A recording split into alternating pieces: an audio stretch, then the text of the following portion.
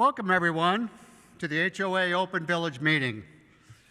My name's Dennis Doherty, and I'm the VP of Programs for your HOA. Do my thing here. It's great to see everybody again in person. We've missed not seeing you. I was looking the other day, and I figured out that it has been 490 days since we were last here in the church for an Open Village meeting. It's been truly a very, very long time. We want to thank the church for recently reopening its doors to us and welcoming us back. They've just been a great number of folks to work with.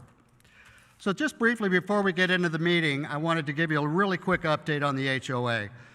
Despite all the challenges that we've been facing during the most critical periods of COVID, your HOA has been very busy trying to keep you engaged, informed, and heard during these uncertain times with the pandemic. You may recall that we tried new ways to reach out during this period, including holding some remote online webinars and Zoom meetings to broadcast the POA Candidates Forum back last December, and also our annual State of the Village meeting with our village leadership. In addition, the HOA has published several editions of our HOA newsletter, The Voice. We've used it to provide very critical information to you and the residents of Tellico Village about the 2020 census as well as the 2020 election. In addition to that, we tried some new things and also had several games and other fun activities that we've tried for the first time online. Well, like the brood cicadas, we're now reemerging after a long period of isolation and social distancing. For some good news, beginning in June, the monthly socials for the HOA are back with no signups required. Right? They're going to be totally open to the membership.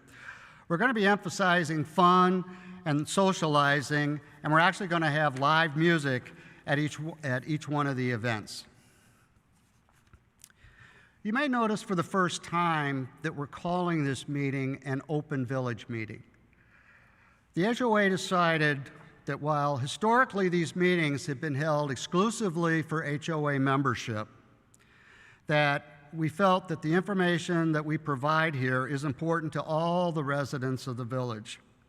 And as a result, we've made the decision that starting with this session, all future meetings of this type will be open to all of the villagers of Tellico Village, whether you're a HOA member or not. Now, having said that, for those of you non-members, we hope you would consider investing the tremendous quantity of $10, all right, to join the HOA, and that includes your entire family. Those annual dues will give you full membership privileges. You can sign up on Tellico Life, and we also have a membership table set up in the lobby after the meeting here. While we're a volunteer organization, your membership dues help to support holding events like this. In addition, it also allows us to put on our high-quality social events and enables us to keep you informed through the HOA newsletter, The Voice, as well as to continue to promote our strong advocacy program for those issues that are important to our village. So your contributions, your dues go a lot to not only supporting the HOA, but also the community at large. So please consider joining up. Before we begin the formal part of the agenda, I have a few announcements. First of all, this meeting is being broadcast live and streamed on Tellico Village Broadcasting. The meeting will be available for playback on the HOA website, as well as TVB. It usually gets posted a couple of days after the session. In addition to that, just for your own safety, we ask that each of you just take a moment and look around and find the 2 exits closest to you. In the event of an emergency, please exit the building in an orderly fashion. As you all are aware, masks and social distancing are no longer required at the community church and elsewhere in the village. Any individual can choose to wear or not wear a mask during the event, regardless of your vaccination status. For those of you that may wish to wear a mask, we do have some masks at the back of the church that you're welcome to help yourself to. Realizing there's a lot of varying opinions about masks and what have you, we ask that you do respect the other people's decisions on whether to wear a mask or not. So with that, I'd like to introduce the Reverend Devin Phillips, pastor of Connections for here at the community church, and he will lead us in the invocation.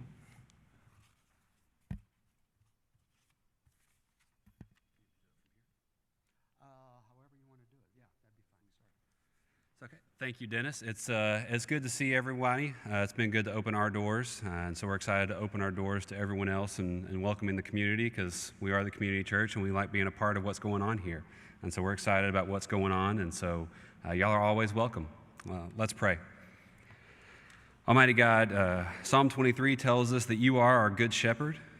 And we see that in John 10 as Jesus talks about how he lays his life down for his sheep. And so we come to you today so thankful for all that you provide for us as our good shepherd. Now, God, there's so much to be thankful for, especially coming out of the past year and a half that we've walked through. And so we're anxious, we're eager, we're excited about what's going forward. And so, God, whatever you have in store for us as a community, let it be for your betterment. Let it be for your glory. We ask all of this in your Son, Jesus' name. Amen.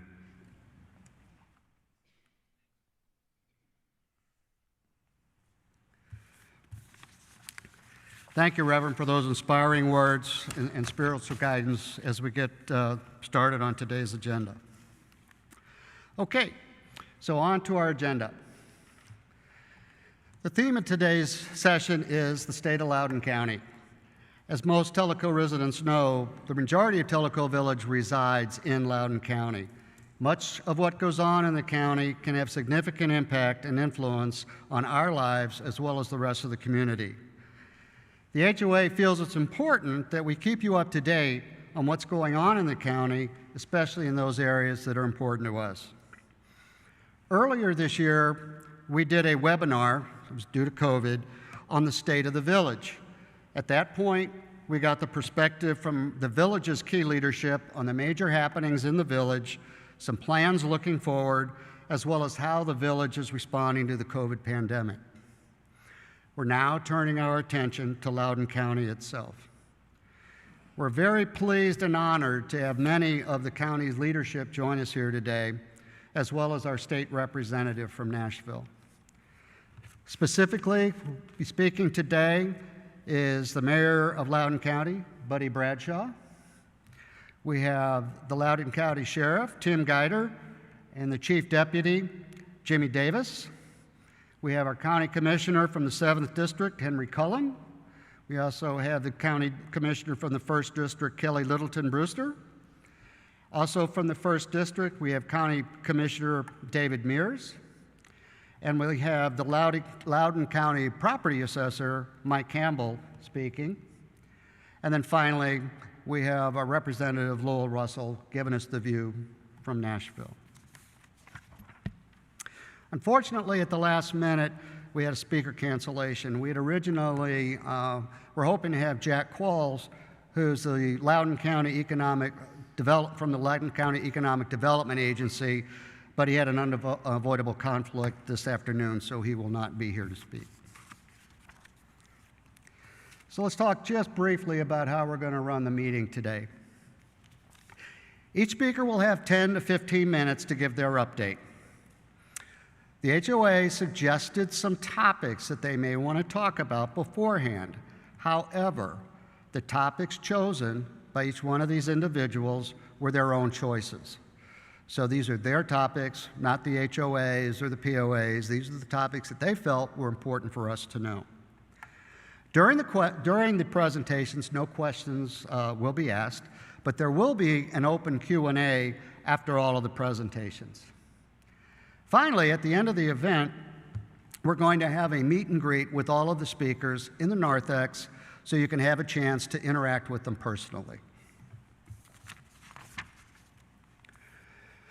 More about the question and answer session. During this session, the audience will be allowed and given the chance to ask questions of all of the presenters. For those of you that are in person here in the church, we have a microphone set up, and you will speak specifically from that microphone. We'll talk more about the logistics here in a minute. There's paper and pencil in each one of the aisles in case you want to write down some of those questions while the speakers are speaking so that you don't forget them. For our online viewers, you can submit your questions via email to hoatv.org@gmail.com. We have people here working with us that will actually be monitoring that email account during the meeting, and we'll be taking those questions online.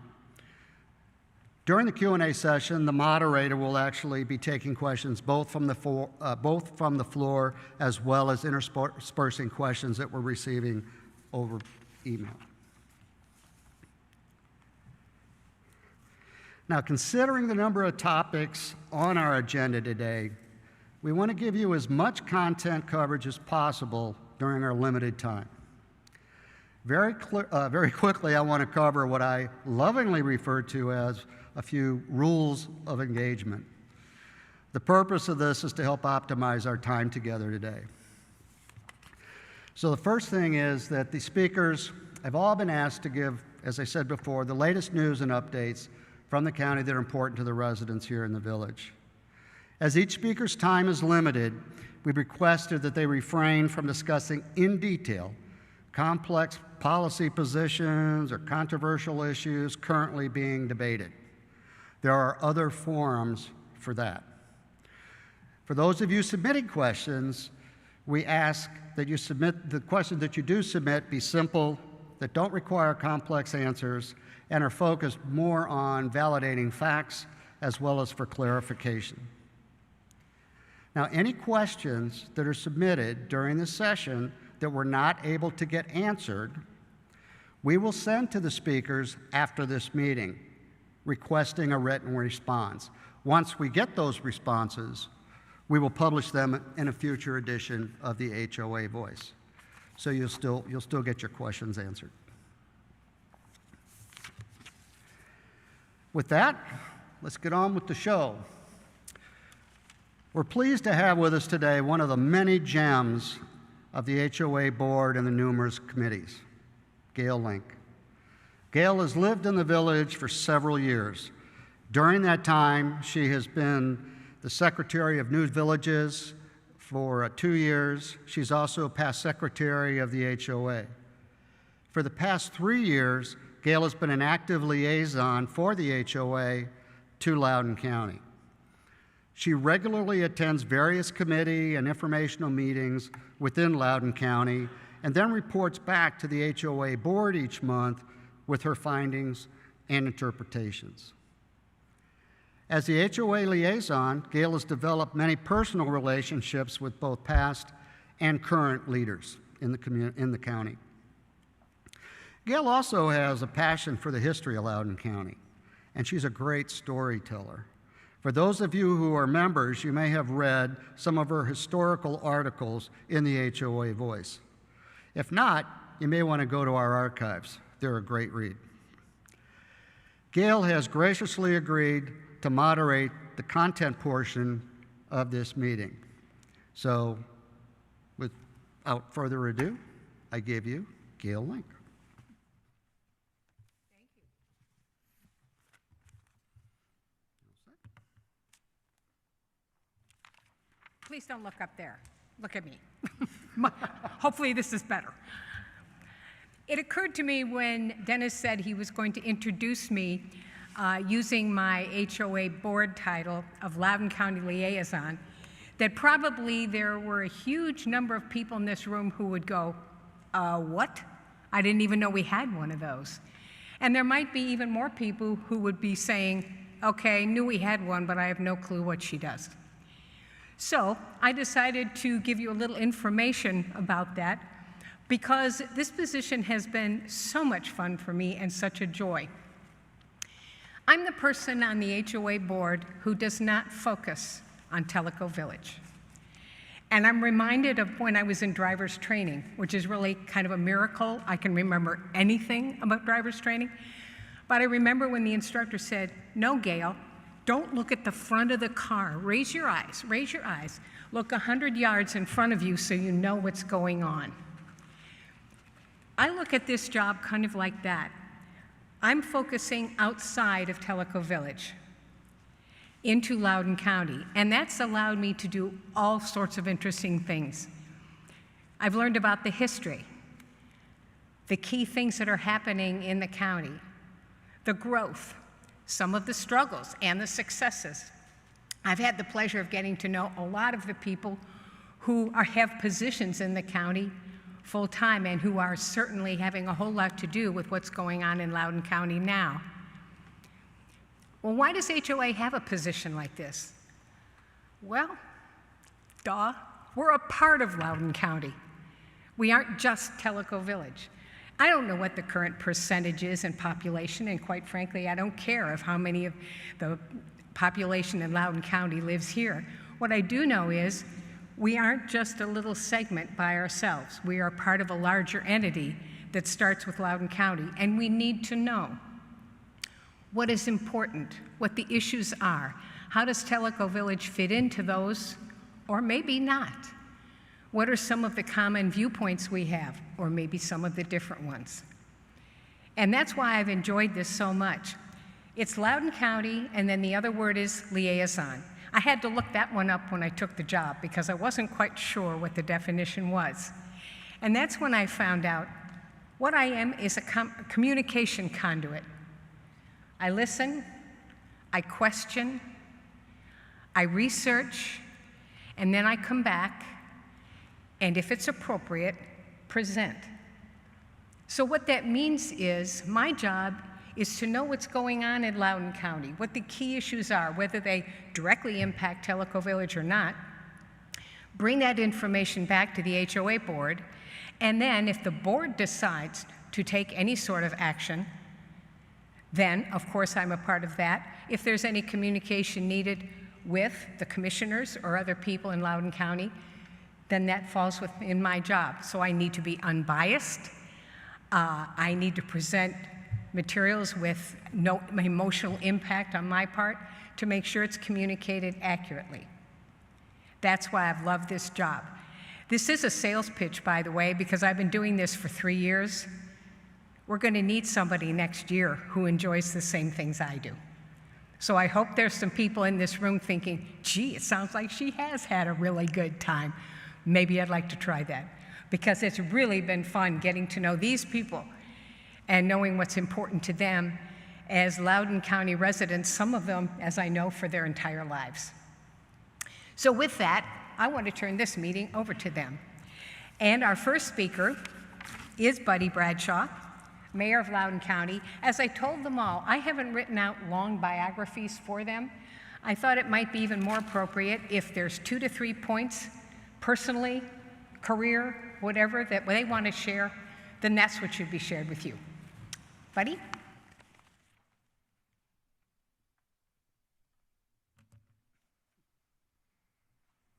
Thank you very much. As always, it's a pleasure to be out here in the village, and this is one of the absolute prettiest churches we have in this great county of ours. I've not seen Steve floating around anywhere, so he may be hiding out, Steve Pravat. So anyway, my name is Buddy Bradshaw. I am in my second term as Loudoun County Mayor. I will be seeking a third term next year. I will give a selfless plug there. I have my lovely wife, Elizabeth. We've been married now 20 years. I have my 3 kids. My daughter, actually, my stepdaughter, but she's mine, is 26. My oldest son is 19, just turned 20. And I said 20 years, 21 years. And then my youngest is 8. Let that math sink in a little bit, and that always gets a chuckle. We had a little surprise about 8 years ago, but what a blessing he's been. You know, talking just a little bit about Loudon County, and I'll be honest with you, I could talk about Loudon County all day. I love it. I was born and raised here. I've seen it evolve and change over the last 48 years, and there's no other place that I'd rather be. Now, I guarantee you one thing I never said was, after I won re-election in 18, I never looked at my wife and said, honey, I hope we have a courthouse fire, a pandemic, and maybe something else in the next 4 years, and that'll make life complete. But nonetheless, it came anyway. Our courthouse, you're in church, so I'll mind my language when I talk about it. It's coming, folks, and I know it is slow, and nobody's more frustrated than me. Our insurance is paying, so it's 100% covered. We've had some heated discussions with our architect firm. We're waiting on drawings to come back in, and they are only a few months behind at this point, maybe close to a year, but it's coming back, and she's going to be as beautiful as the day she was when she caught fire. And the inside, we're actually not going to put plaster back. We're going to leave the exposed brick walls. And so inside and outside, she's going to be as beautiful as she was the night of the courthouse fire. And so that, like I said, it's a matter of time. And like I said, nobody's more frustrated with the whole process than me. Looking back over the last 18 months, it has been there's been some tragedy, no doubt. But it's also been amazing at the way Loudon County has come together, have rallied around each other, and we've worked our way through this pandemic.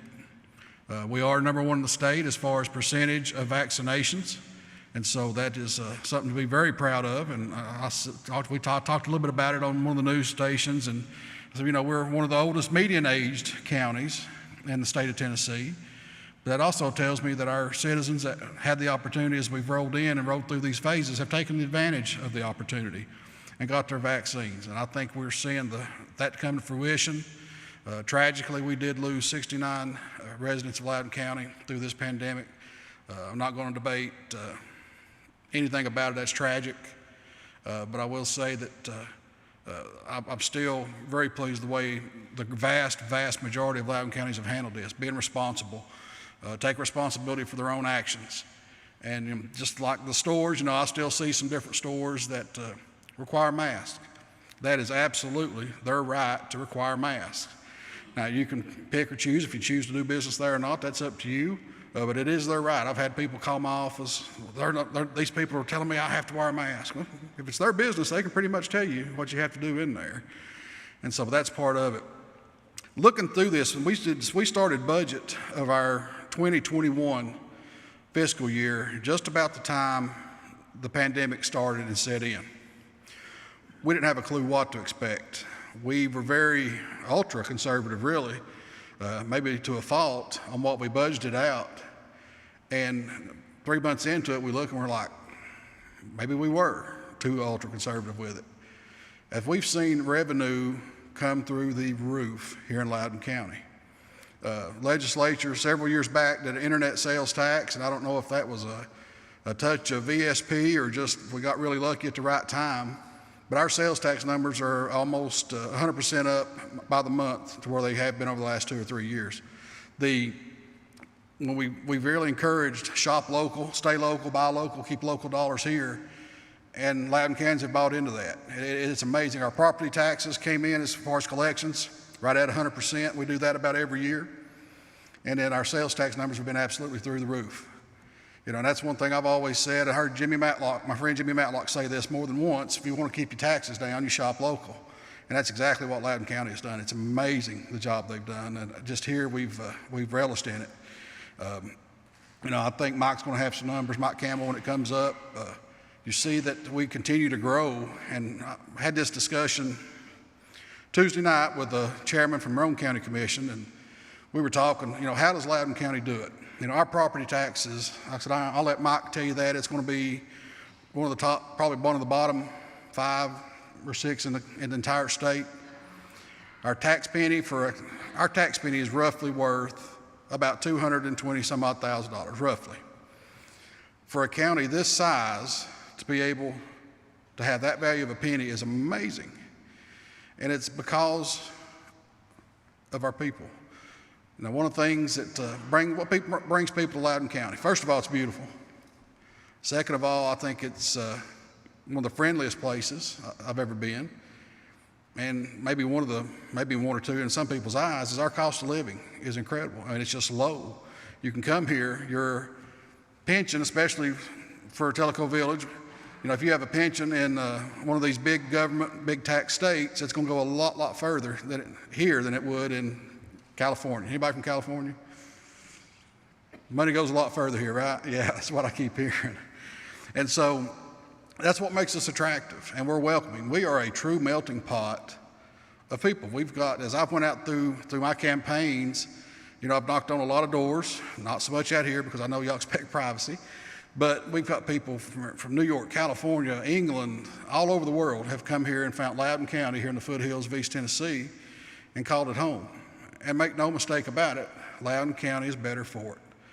We are on a great path. We have just I accepted on behalf of Loudon County, myself and Commissioner Harold Duff, our 4th consecutive clean audit from the state comptroller. That had been when we got the first one 4 years ago, that had been the first time in over a decade. We're now on 4 consecutive and 2 shy of the record.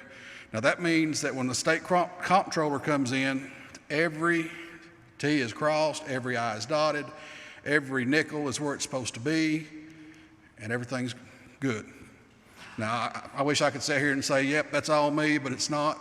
What we have is one of the most incredible teams that are running this county, and I think we're the best in the state. The staff under my umbrella is incredible.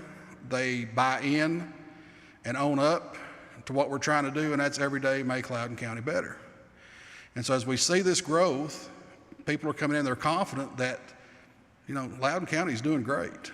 Through this whole pandemic, we have absolutely soared. If you look at what we've been able to do, you know, 2 years ago, well, actually 4 years ago, we made a commitment to build a new jail, did it without a tax increase. Well, we're getting to the door there, and now we've got to have people to work in that jail. So the budget before this past one, we made a commitment there, and it was going to be a hard price tag to hold. And just like Commission and myself work, you know, we sat down with the sheriff and Chief Davis, and we found out a plan to stagger some hiring. We made it work again. Our growth, our organic growth, our sales tax growth has enabled us to absorb all of that without a tax increase. And there's not many counties in the state of Tennessee can absorb what we have over the last 3 or 4 years and say that. And when I talk about organic growth, it kind of leads me, you know, to Tellico Village is one of our hottest spots for people who are relocating. People on the north end of the county are figuring out that, you know, I can have the amenities of Knoxville if that's what they're after, but if I live just across that county line, I'm going to have considerably lower property taxes. And so you look where we're growing, we're getting more and more retirees, people that are moving into the Tellico Villages, our Rarity Bays, our Tennessee Nationals. We're a hot spot. We are a destination, so to speak. And that's what helps us keep our tax rates where they're at. And so, you know, one of the things, when I first ran in 14, there was a young lady from Rarity Bay asked me a question, and it was one of the hardest questions I'd ever answered. And she said, what does Rarity Bay get for their tax money? And I thought, wow, that's a real good one. Rarity Bay, very much like Tellico Village, and I've received this question a lot, what does Tellico Village get for their tax money? And so I wished it was something I could write down and show you pretty easy, but it's not. But the thing is, what we stand guard over, you know, you don't have that much crime out here every now and then, but, you know, you get the access to the Sheriff's Department. Your roads are all taken care of by the POA. I do try to bring a shredding service out here, and that's been pretty successful.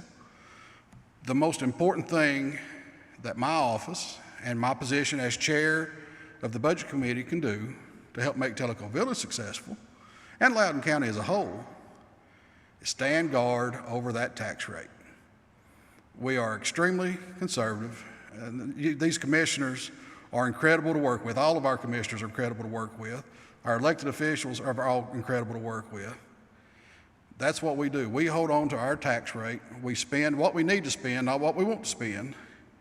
And we're going to continue to see growth. We're going to see the organic growth continue to grow, and we can do it all by living within our means. Thank you very much.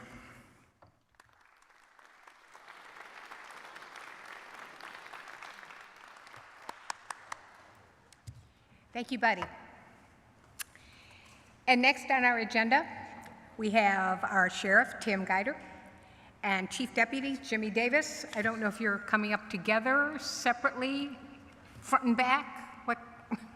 Okay, it's Tim.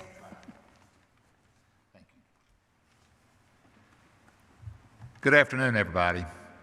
I think when we first got here, I said, I don't know if Jimmy and I are one or two or how we're going to do this, but I won't take up as much time as he may. But first of all, I want to say how blessed I am to be here, to be a part of Loudon County, and to be your sheriff. A little bit about myself. I have, some of you may say, okay, I've been here too long. But I can tell you now that I will not be seeking, and most of you know that I will not be seeking re-election next year. But I have been here for working on 31 years as your sheriff, and I've seen a lot of things happen throughout my career and the lifespan of Tellico Village. When Tellico Village first was formed in 1985, you know, it was a slow process. And when I took office in 1990, it was very much a challenge. In those days, if some of you may not know, the POA had a contract with the sheriff's office. It was not part of your tax money. You paid extra. After about 4 years, 3 to 4 years, in my first term, we were able to get that to fall under the county budget. So as the Tellico Village has grown, so has the sheriff's office. We have now 105 employees. When I took office, we had about 35. But I can say and echo what the mayor said, that we have an outstanding group of county commissioners that when we're asking for things we need, normally we get it, sometimes we don't, but they work on things that we need. And as was mentioned, we're now in our new jail, which is just phenomenal, but we do need more people to run it. Let me back up a little bit on some history that some of you may or may not know. I don't know how long. I noticed the people there from California. Thank you. I know we welcome you. We welcome all the people from all over the country and all over the world. There's a whole lot of different cultures here in Tellico Village. But when I want to say that the sheriff's office builds on relationships. I believe a good relationships builds trust. And that's what we've tried to do over the years. I see a few faces out there that's been here a long time. I see a lot of new faces too. But we were on the ground floor when T-BART was formed. I've been a member of the board of directors with the volunteer fire department since its inception. And by the way, you have a fabulous, top-notch fire department out here. And it's a privilege for me to work with them. The Tellico Village Woodworkers. Anybody a member of the Woodworkers? Praise you. Thank you so much. We've had a 25-plus year relationship with the woodworkers, who has provided wooden toys for our needy children for many, many years. And it's been a fabulous relationship. The COPS program, and Chief Deputy Davis will go over some of the more integral parts of that, but the COPS is basically citizens on patrol. I see a member or two out in the audience that are members of the COPS program, and what that is, it's we have the last count I had, we have about 75 members. Can you update that? Okay. Of course, COVID put a damper on the COPS program, and where people could not ride along, but now we're up and running again, full speed, and I'm sure looking for more members. But what we do, we ride around and we watch the community. We look for things. It's another set of eyes. And we also have, if someone goes on vacation, for example, you get on the list. They'll go walk around the house, check your doors, check your windows while you're away. And that's a really nice service to have.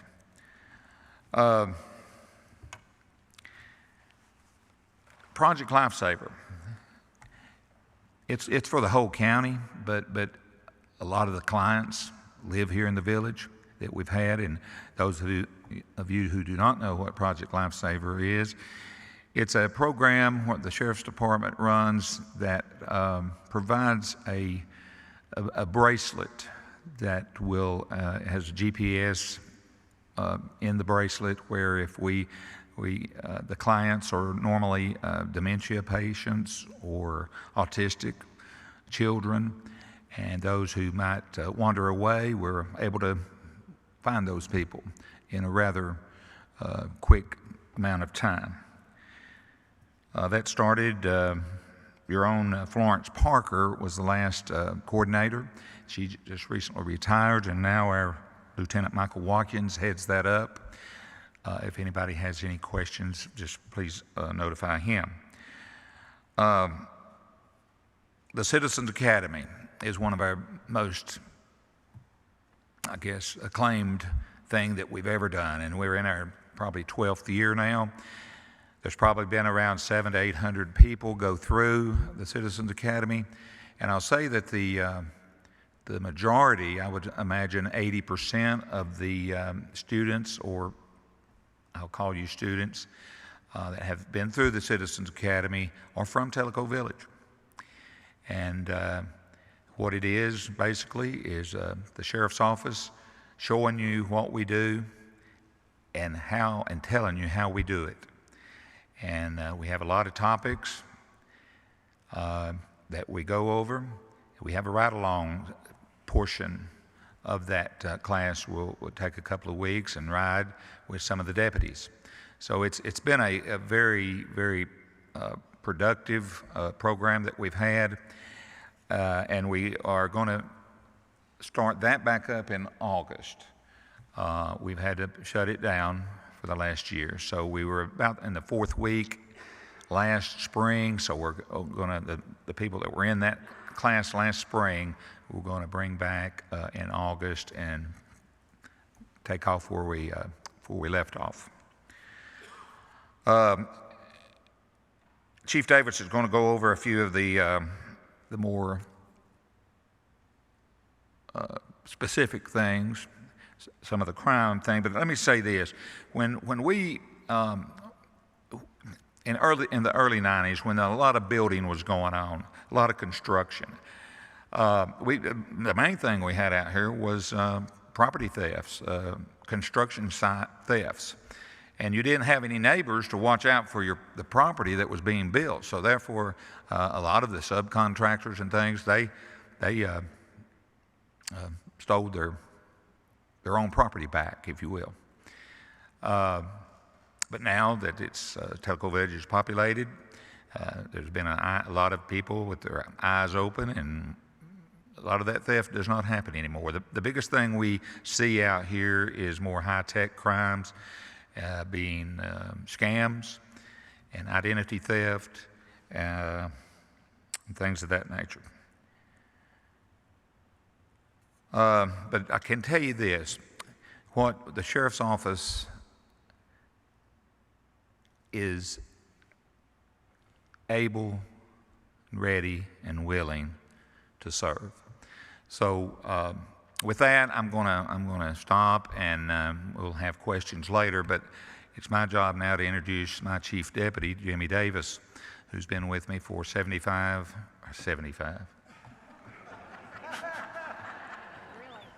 Well, 25. 25 plus years. And for those of you who may not know what a chief deputy does, he's my second man in command. And for some of you, you may know him as the undersheriff in some of the states. But Jimmy has been my chief deputy now for 5 years, and he was my assistant chief since 2005. So that's when he started helping me with the budget, and he handles most of the budget these days. So I give you my chief deputy, Jimmy Davis.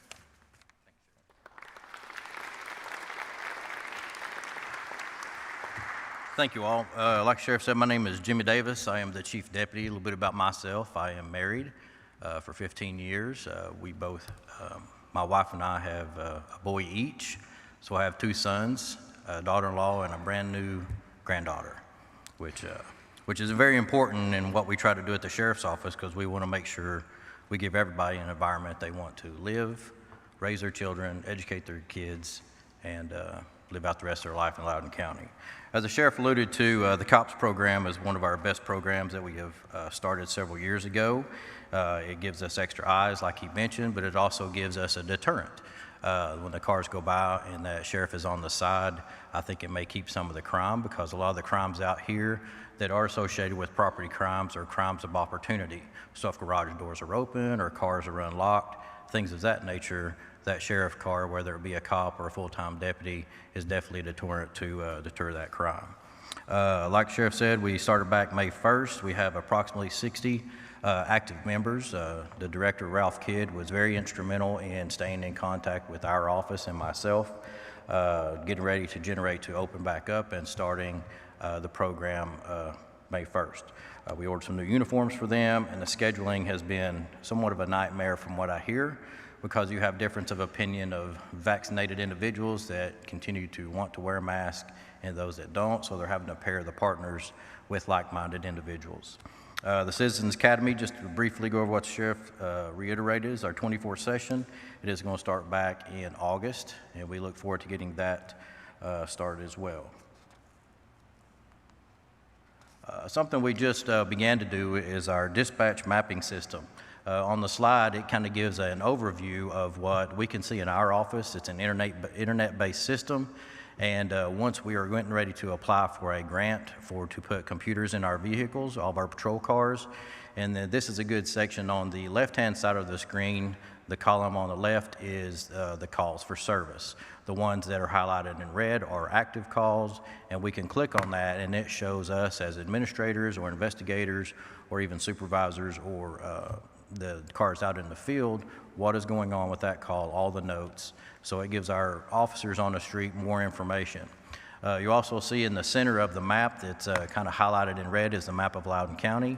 All these will be have a GPS system on every patrol vehicle that is active and in service. What that does, mainly for us, is officer safety, so we know where they're at and what they're doing.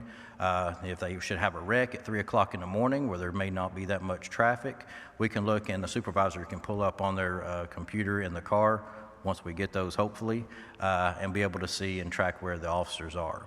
Also, this will help in response, that if we kind of separate all of our dispatch disciplines by zones, and if we see a car is actually closer to a call, the supervisor can dispatch secondarily that car to the call and get a quicker response, which is obviously a good thing for us. That is our new dispatch system. Traffic fatality crashes. One of the big topics in Tellico Village is Highway 444 and the speeding. It is notorious for speeding. It is notorious for animal strikes, distracted drivers, and even medical emergencies if someone's operating their vehicle while under some type of duress. So what we are doing, we are applying for $65,000 in grant money of overtime for either education, enforcement, and also some equipment grant to put out some signage, some digital signs to hopefully slow people down. So that is one of the biggest things we are trying to do because that is one of the major issues out here in Tellico Village is 444 and the speeding. Something else we're doing with our patrol vehicles, it's actually not on a slide.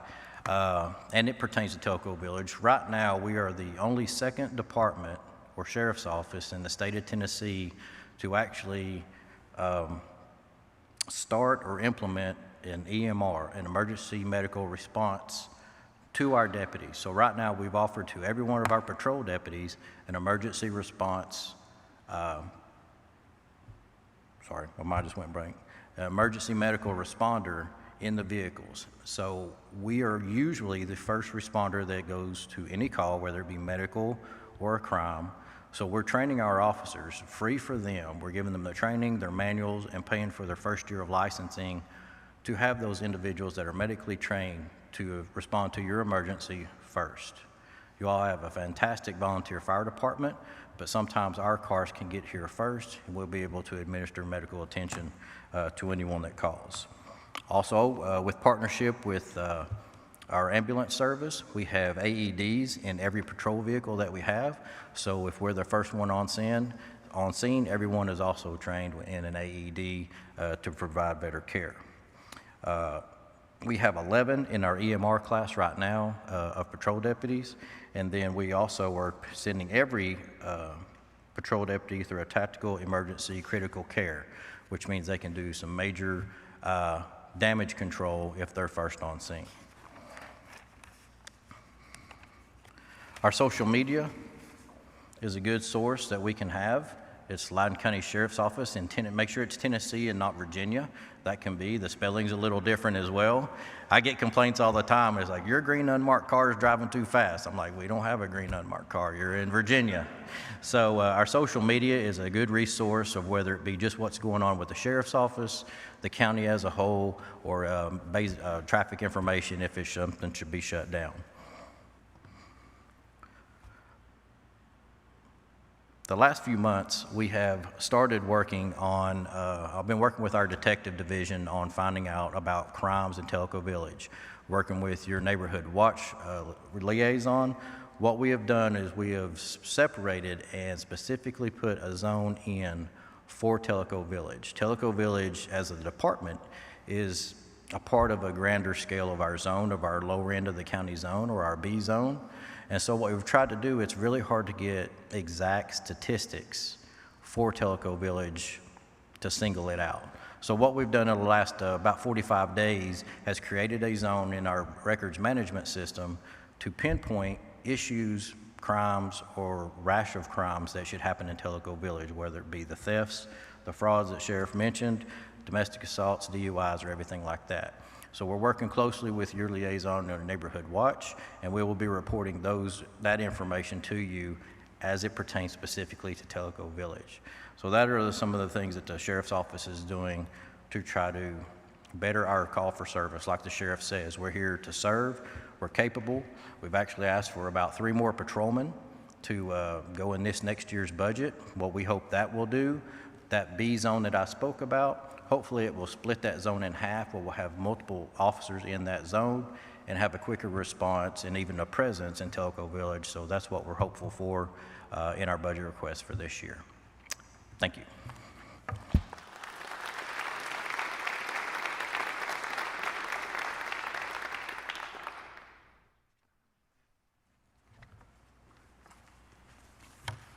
I feel safer already. If you want to know what's going on in Loudoun County, there's 2 ways to find out. Read the News Herald or go to the Loudoun County Commission meetings. There are 2 a month, and I'm going to try and get this right. The commissioners in their first meeting, I think it's the first Monday of the month, is a workshop. Do I have it backwards already? Oh, shoot. I knew I did. Okay, first and third. Third is the workshop. I should have just been very vague and let them do it, and then I would have been smarter. Anyway, in Telco Village, we have 3 commissioners. Dave and Kelly handle District 1 together, and then Henry, who's the chair of the commission, handles District 7. So I'm going to turn this over to each of the commissioners to talk maybe about the area in Telco they have in their district, and then the subject they wish to present. So I believe, Kelly, are you still first? Why not? Hey. First. Okay.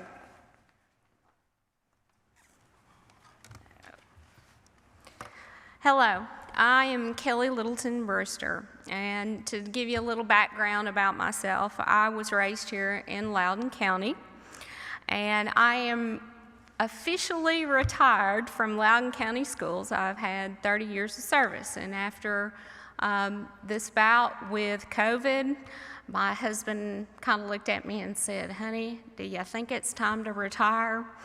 And I just decided that after those 30 years and with COVID taking place that, yes, this was a good time to take retirement. So I've retired from Loudon County Schools. I was very privileged to have Mayor Bradshaw's children in my classroom, and his 8-year-old still comes running and hugging on me all the time. So it is a pleasure.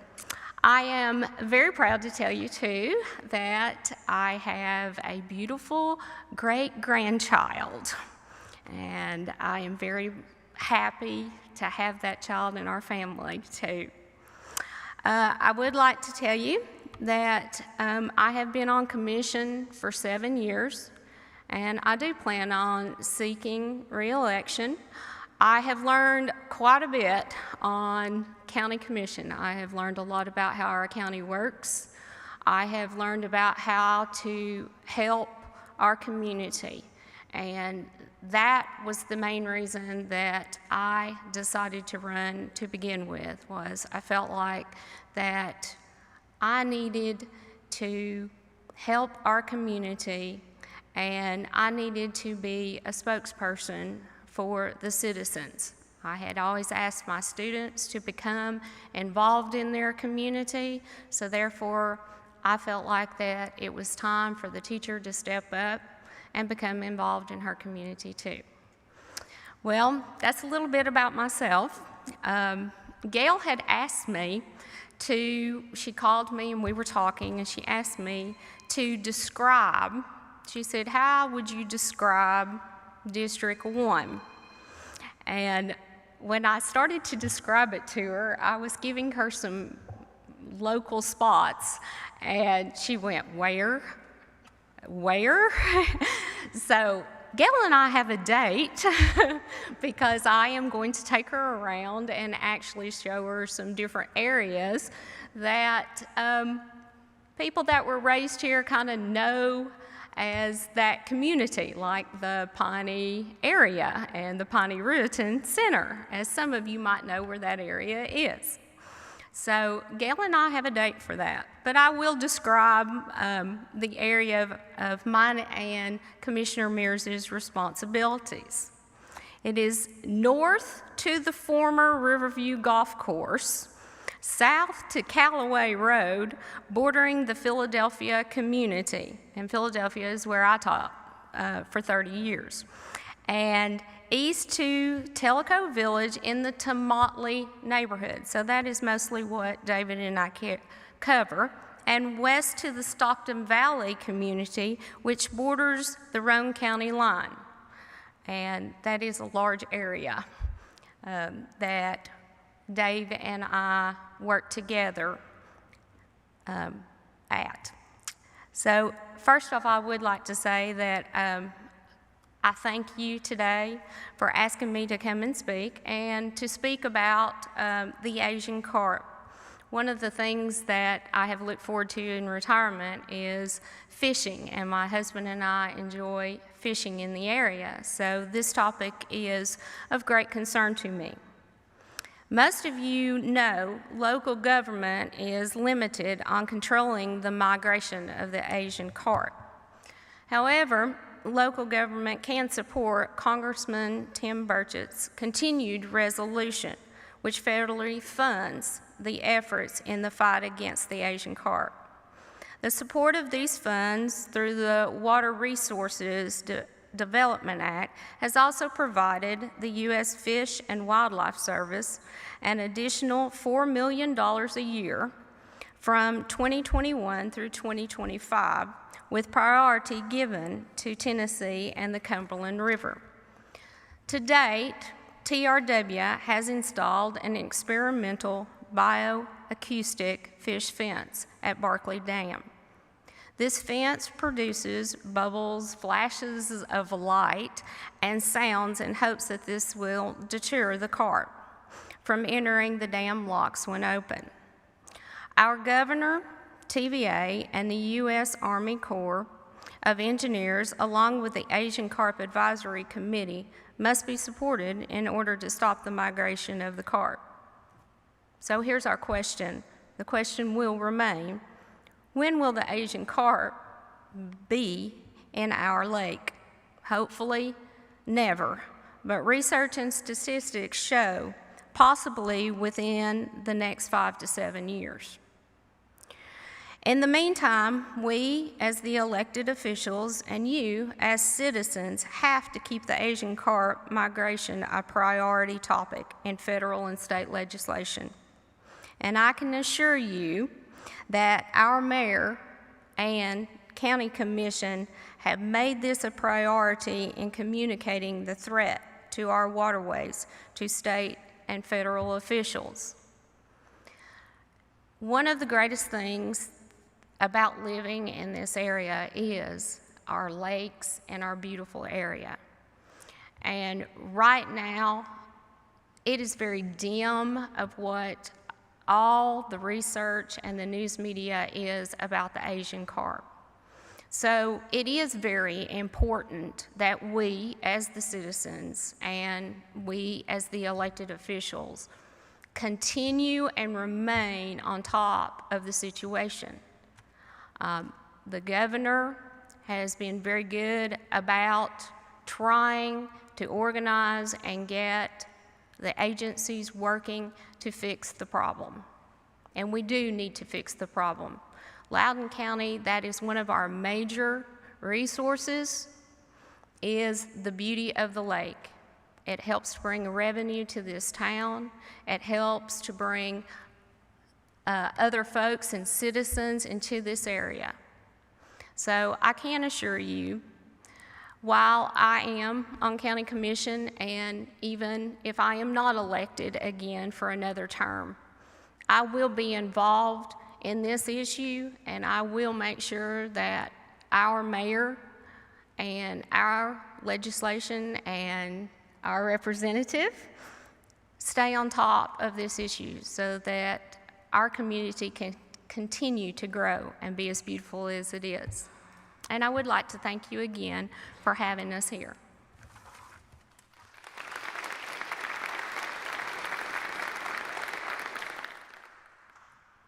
Dave, I think you're up. Who?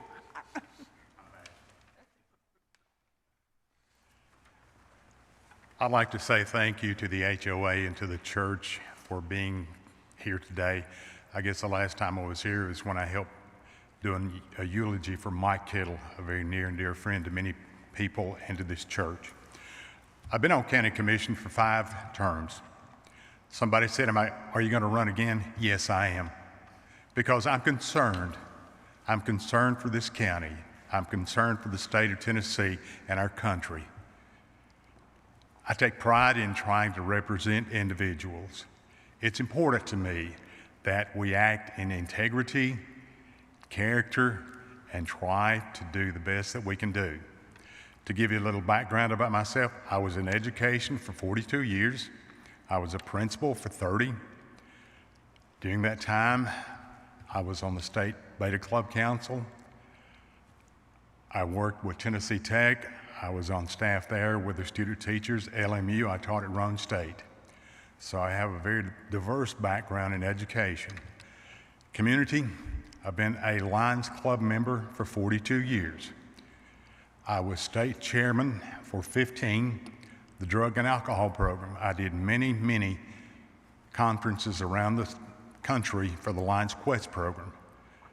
I have 3 international presidential awards as a result of my work, and it's something I've never thought about, but I was very rewarded in having that opportunity. I've been a Shriner for 40 years, and something very interesting, we did the roadblock in Loudon about 2 weeks ago, and on a Friday night and on a Saturday, I saw 15 different tags from different states coming through the city of Loudon. And I said, man, they're not local anymore. I've been here, I'm not from Loudon County, I'm from Georgia. I've been here 44 years, and it's been the best 44 years of my life. I've been married to Susan Johns. She's kept me straight, and I appreciate that, believe me. And I want to say one thing. I'm probably the only person in Loudon County right now that can say this. Jimmy Davis and Mr. Guider, I'm probably the only person that has ever had the privilege of taking them out in the hall and correcting the mistakes they've done in the classroom. So whichever, I hope they don't hold that against me. But health service is one of the areas that's a concern for me. The mayor gave me the opportunity about 18 months ago to sit down with Jeffrey Fike and others with Covenant to start negotiating the process of letting Covenant buy out the lease. Why is this important? Ages 65, 75, and 85 in the Loudon County alone, we have the #1 heart problem issue in the state. Being on the 911 board, we see the calls that are made countywide. With the merger of the hospital, this is going to help us. We haven't seen the figures yet of the total loss of hospitals for 2020, but it could exceed as much as possibly $500,000 to $1 billion a month. With having Covenant long-term, they started in 2004 with a new facility in Lenore City, and it's grown. They put something like $45 million into that building. With them purchasing the lease, they're going to be offering something like 15 to 20 more million. They're going to be putting in something like 25 private rooms, which are needed. Sitting down with Mr. Fike at first, the first time I've ever seen him go into shock. Education is very important to me. I said, Jeffrey, what about giving scholarships to Loudon County? Well, we don't have that anyplace. Jeffrey, do you hear me? What about 7 scholarships? I thought he was going to go into coronary at that time. We did get 3 for each of the high schools. We also are going to be starting a co-op program at Greenback and Loudon. They have one in Lenore City currently, and we're hoping to, with these scholarships, it will help in the nursing and health-related areas. And by doing all of these things and seeing improvement in our health services, we're going to try to start looking at attracting people from Roane County, Monroe, Blount, and even a portion of West Knoxville. We're going to be we've been working with Priority Ambulance and trying to attract, maybe getting 1 or 2 more ambulances to shorten our response times. These things are very important, and health services are very important for the benefit of the citizens of Loudon County. And with this, we had the opportunity of, I sat down the other day, probably yesterday, and was talking with Dr. Patel and Dr. Rahman. A lot of individuals out here use those 2 doctors. Well, they're like I am. I don't say I'm getting old, I'm just maturing. And they are maturing. So we're going to be sitting down with the mayor of the city of Loudon. His mother's in poor health right now, so I'll be probably sitting down with them. We're going to see if we can start working on trying to get Covenant to bring in another doctor, because Rahman and Patel they're going to be like everybody else. They're retiring in the future. And we want to make sure that we have something in the city of Loudon that will take care of the village and other areas. One thing in closing, I know what Tellico Village can mean. I was chairman for Boys and Girls Club in the county for 18 months. We started a Boys and Girls Club in the city of Loudon. We had 146 members in that time period. We had an active roll of about 86. From Tellico Village alone, we had 53 readers in the Lenore City and Loudon area. The computer club helped us furnish the Boys and Girls Club there at Fort Loudon a computer lab. No money whatsoever. They were so gracious and so kind. I've seen what you do, and that's important. We want to remain a very strong part of the village. You're part of Loudon County. I am. I'm an outsider, but yet we can make this place a much, much better place. And I will be running again, yes. Well, somebody said, do you have bricks in your head? Well, I said, yeah, it is contrary to belief, but it's because I care. I care about this county. I care about people. Integrity, education, you look at public service. I think the biggest thing is that if we can serve, as we say in the Lions Club, we serve. That's what I try to do in County Commission. I serve. Thank you.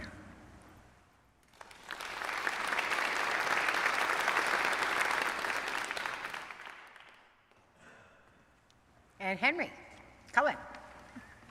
Thank you, Gail. Good afternoon, everybody. As I look around the church here this afternoon, I see a lot of friends and neighbors. For those who may not know me, I'm Henry Cullen.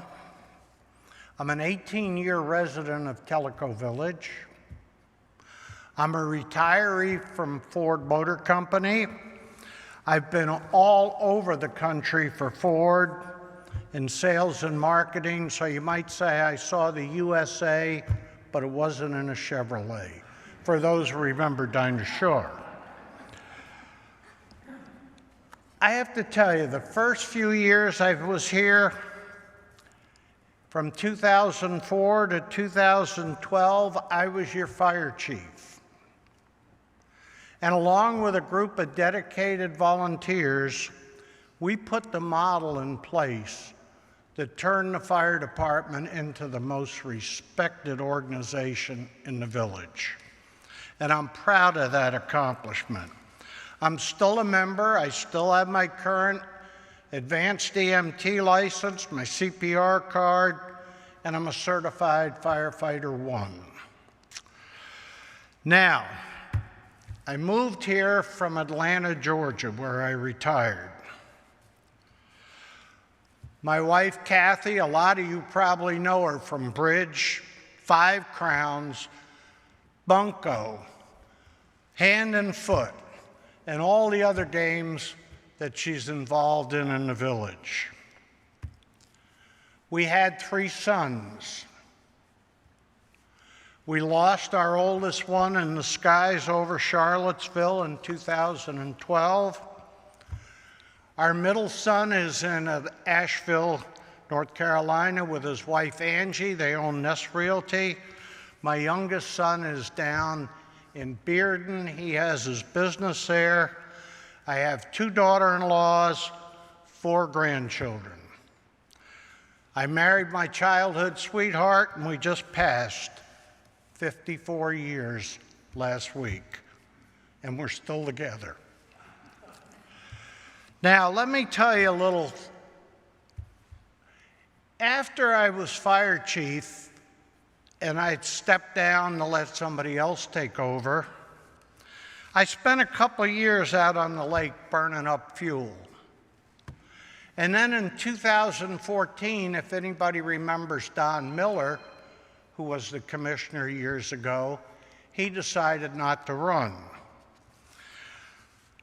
I was encouraged to run for commissioner.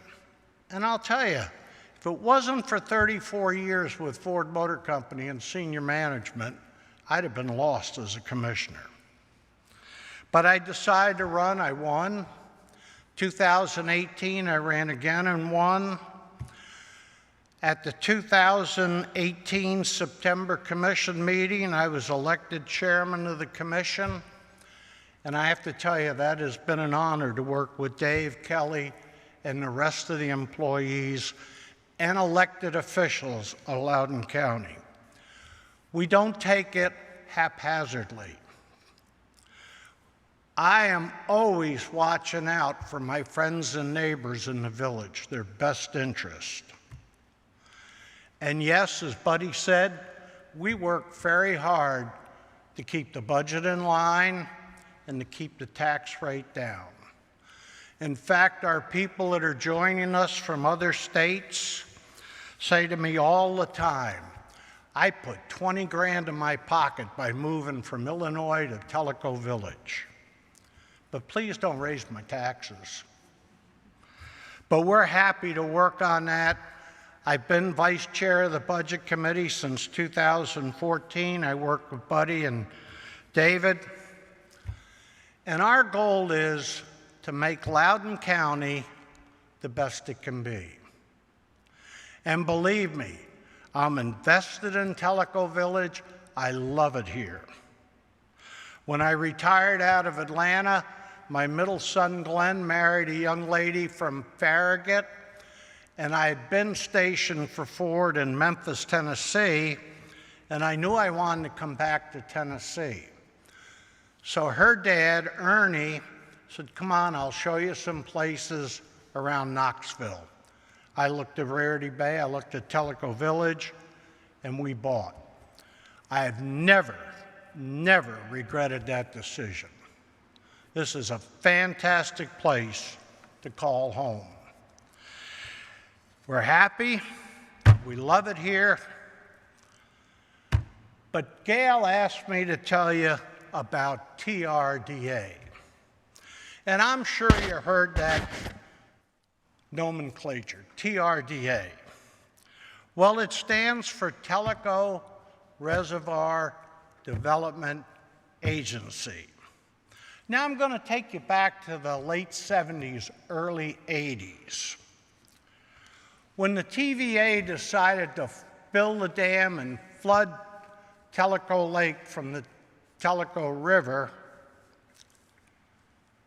they were not able to, once it was done, sell the land around the lake and develop it because they were a government agency.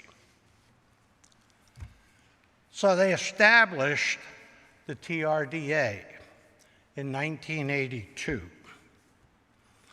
TRDA is a quasi-government agency. It's not for profit, it's a 501c3 corporation. They manage $23 million of assets with 15 employees. And some of you may know the golf courses, the roads, the common property are all under lease from TRDA to Tellico Village.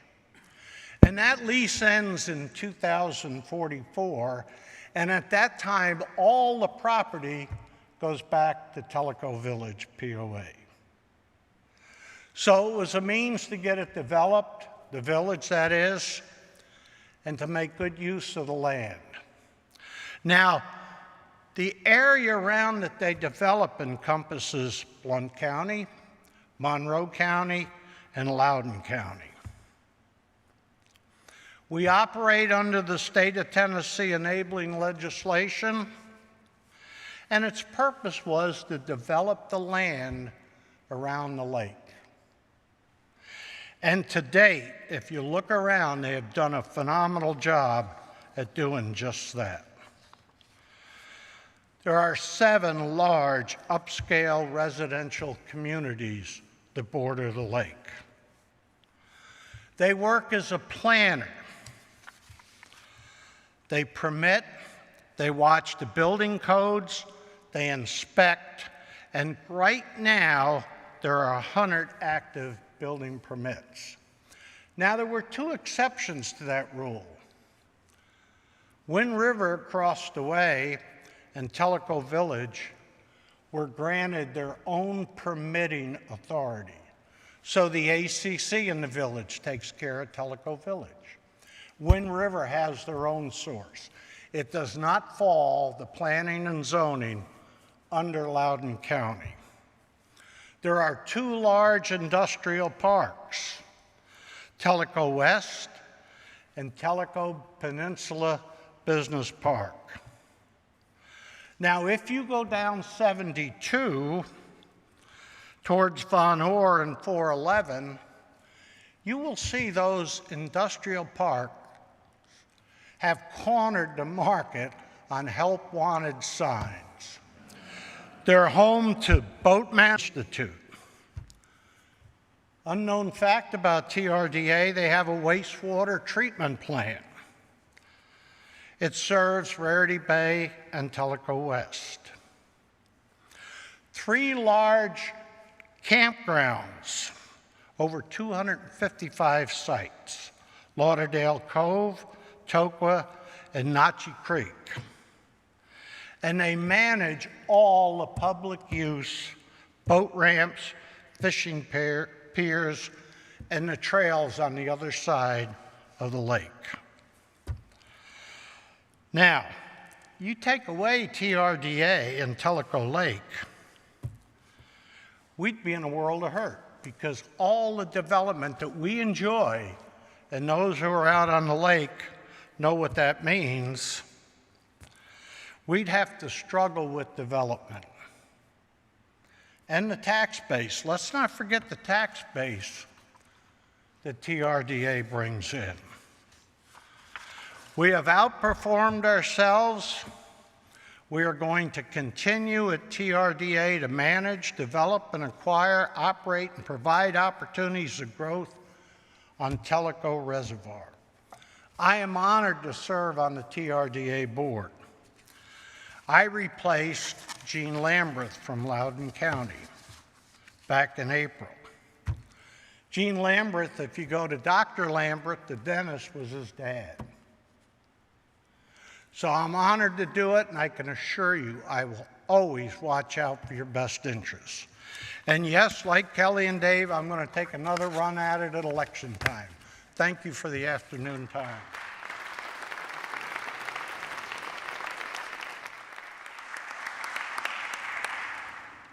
Thank you, Henry. I'm always glad when people from here don't just use the acronym and tell us what TRDA actually stands for, along with a lot of others, because I admit I'm usually lost. So thank you, Henry. And Mike, our assessor. Hello, I'm Mike Campbell, Loudoun County Property Assessor, and today I have an opportunity, and I appreciate the opportunity to come and talk to you about the assessment for the state of Loudoun County. So I want to back up, and one of the things near and dear to you is your property assessment, and exciting information that keep you on the edge of your seat. So I'm going to start with the demographics of Loudoun County, and up on the graph we have the components of approximately $8.4 billion is the county worth, and so 74% of that is residential property. And then commercial, industrial, and the personal property make up the remainder. So inside the demographics of Loudoun County, the majority at 47% is our unincorporated area. That's outside our jurisdictions of Lenore City, Loudon City. And something that's very unique is we track Tellico Village as if they are incorporated. So second to the unincorporated area is Tellico Village. Of the $8.4 billion, Tellico Village is on the books for about $2.1 billion. So what makes up Tellico Village in the assessment? Well, 98% is residential, and the remainder is the commercial and personal property. So Tennessee law, what gives us the right, what are we doing here? So the Tennessee Constitution mandates taxation according to value, market value, and the General Assembly determines the proper methodology, and that's for us ascertaining the value to ensure uniform and equal taxation. I've got a link to a YouTube video that helps cover the certified tax rate, and I'm gonna try to cover as much ground as I can, but we don't have time for the video. So at your convenience, check that out. It's a 2-minute video and it's very informative.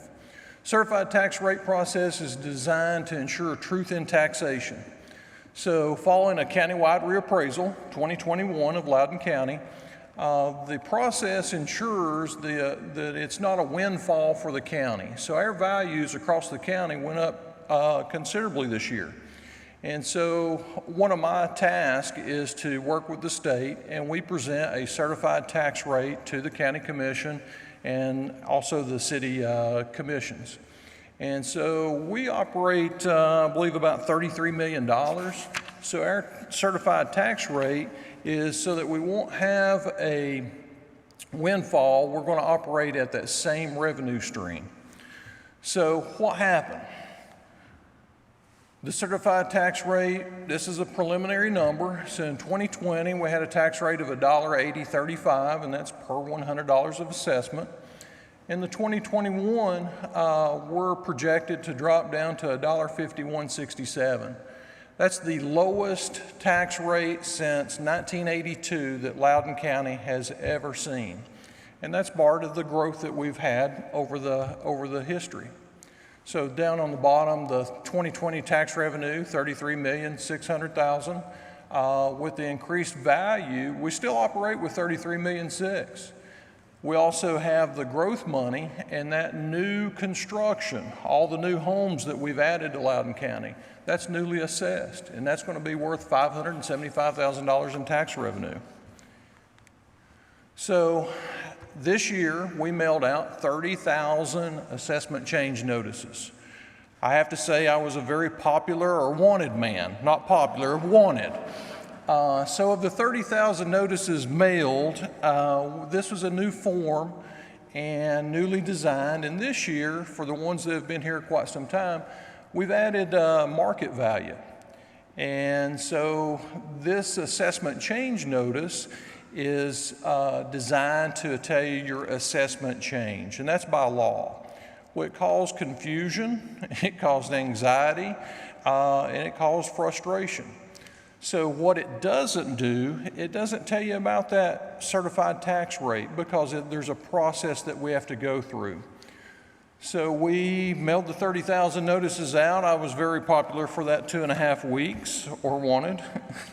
And so I have some examples, and this is one thing that we talk with our taxpayers. So in 2020, I have a house here in Tellico Village that was appraised at $1.168 million. It had the normal residential classification of 25%, and the assessment, that's where a lot of people misinterpret, but the assessment is what you're actually taxed on.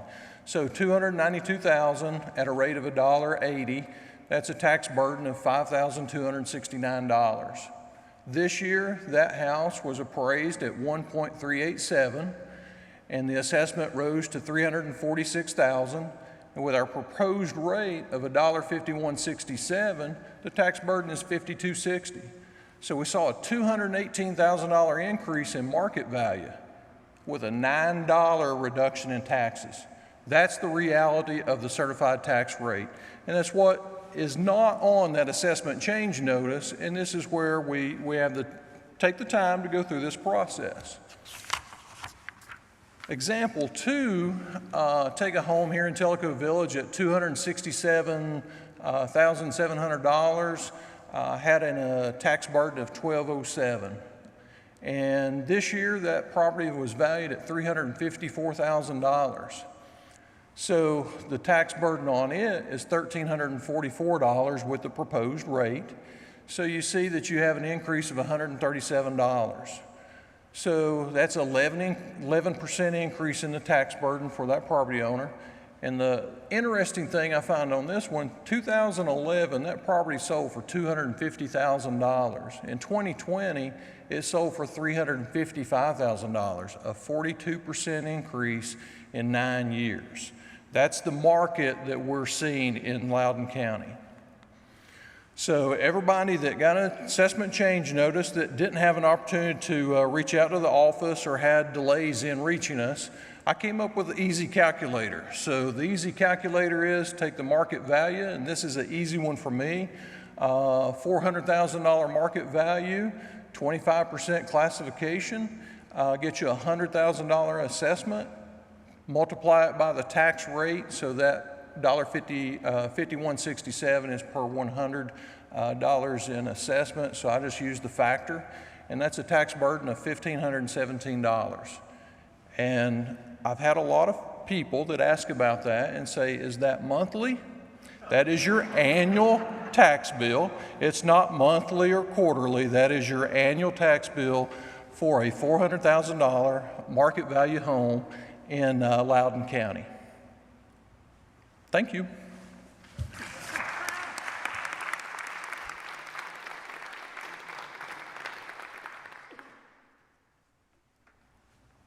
I love presentations that end on a positive note. All right. Last but not least, Representative Russell. Thank you, and I want to thank Dennis for inviting me out here today. It's truly an honor, and I want to thank each and every one of y'all for being here today. I'm often asked, what's my favorite thing about being a state representative, and that's being with the people I represent, because each and every person in the 21st district seems like they want to make a difference, and that's what you're doing here today, to be here to learn about Loudon County and state government, so thank you all for that.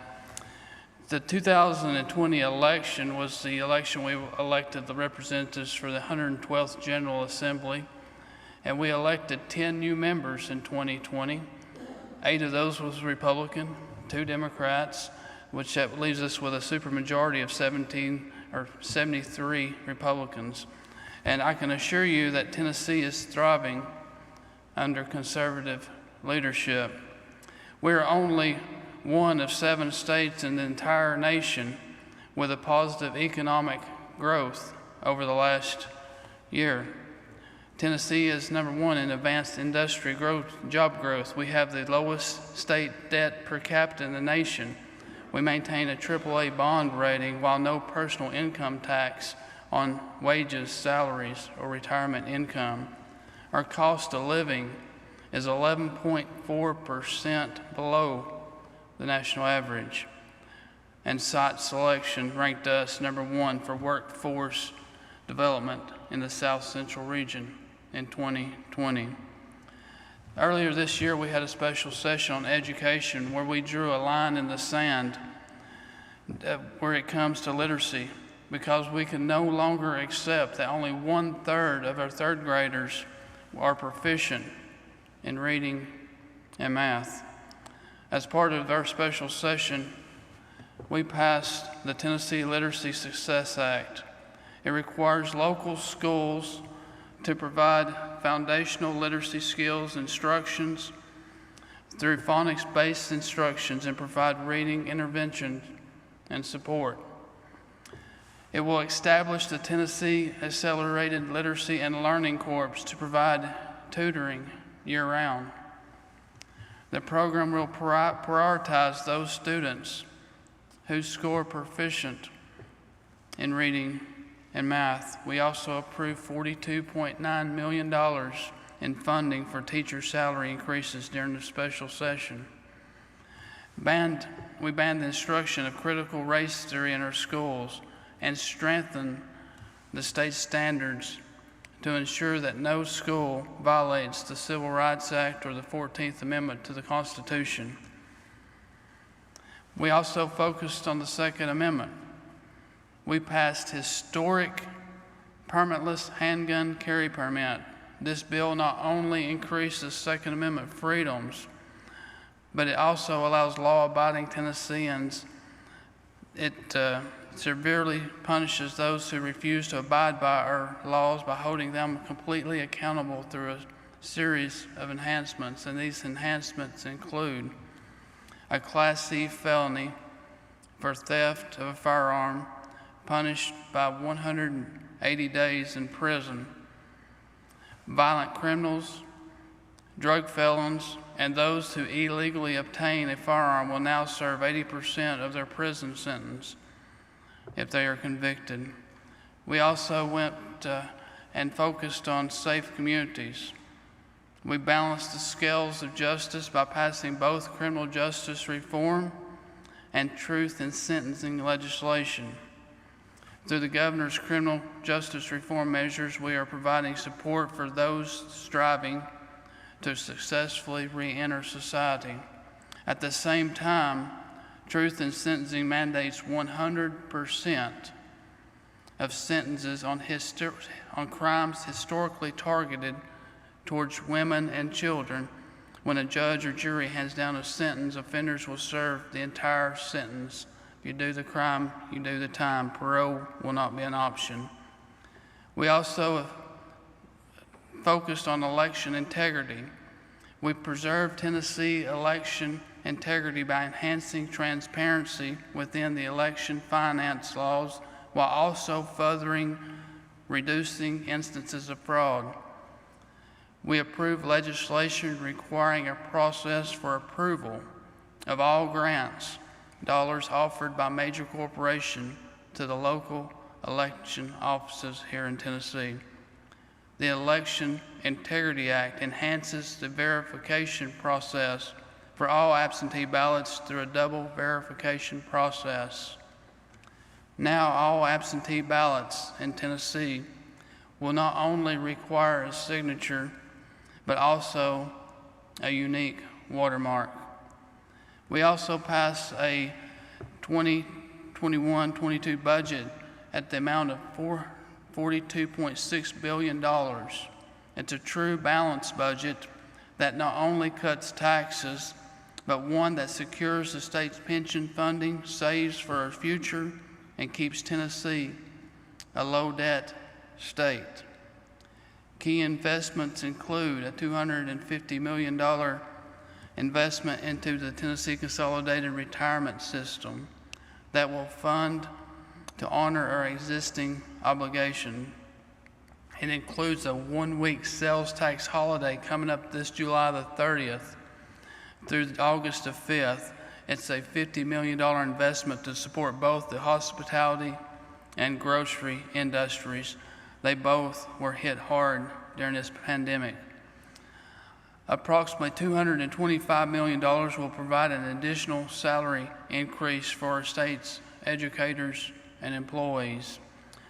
We were also committed the largest one-time investment of $100 million to support broadband expansion so every Tennessean has the option to access high-speed broadband services at work, at school, and at home. We also dedicated $100 million to all our cities and counties. These funds can be used at the discretion of our local leaders who best understands the needs within their respected communities.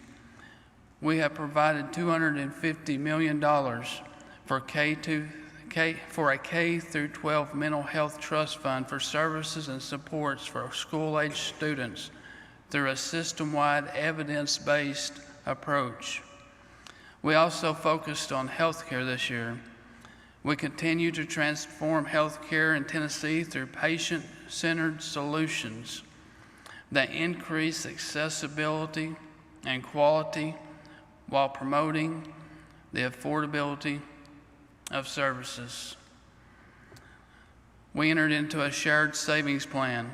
It gives Tennessee flexibility to have a TennCare program for Tennesseans, designed by Tennesseans, and not DC bureaucrats. The waiver agreement between the state and the Federal Centers for Medicare and Medicaid Services focuses on improving overall health outcomes, not just providing health care. It rewards Tennessee for its efficient physical management by enabling us to keep a share of savings that historically has been returned to DC. It will enable us to keep a share of this savings, which can be reinvested into the program for enhancements or additional services in mental health, needy populations, eliminating the wait for the Department of Intellectual Disability Services and other specific health issues. We also touched on pharmacy benefit manager reform, otherwise known as PBMs. The Patient Access Choice and Transparency Act addresses the lack of price transparency among PBMs in order to give consumers greater access and choice when managing their health. It ensures Tennesseans can use pharmacies of their choice rather than being forced to use insurance monopolies or special pharmacies that often don't address patient needs. We passed House Bill 1398, and it prohibits PBMs from steering patients away from their community pharmacies to PBM-owned pharmacies, which is particularly important to patients with chronic, complex, rare diseases like multiple sclerosis, cystic fibrosis, cancer, and ALS. It provides greater transparency to employers who want to gain a better understanding of how their pharmacy benefits expenses are being impacted by spread pricing and rebate retention, which ultimately impacts their premiums. It provides more transparency for patients in real time when they are in a physician's office to what their medications will cost. We also focused on certificate of need reform. It removes bureaucratic red tape and additional barriers to entry within the healthcare marketplace to promote competition, improve quality, and lower cost. House Bill 948 reduces and eliminates certificate of need regulations on certain facilities and services and creates greater regulatory flexibility. It exempts economically distressed counties that currently do not have hospitals from certificate of need regulations, paving the way for new health services in these communities. We, of course, focused on public safety this year. We passed House Bill 87 that changes the material to make driver's license into a fiber carbon material that will result in driver's license being harder to counterfeit. And we had a big win for our volunteer firemen. This year, we will start giving those men and women $600 for completing their mandatory yearly in-service that they currently do for free. Ladies and gentlemen, it's been my honor to be here today to provide you with this report. I hope if I can ever be of assistance to any one of y'all, you'll give my office a call. All my contact information's online. I'm on Facebook, so reach out to me anytime you have a problem. Thank you all.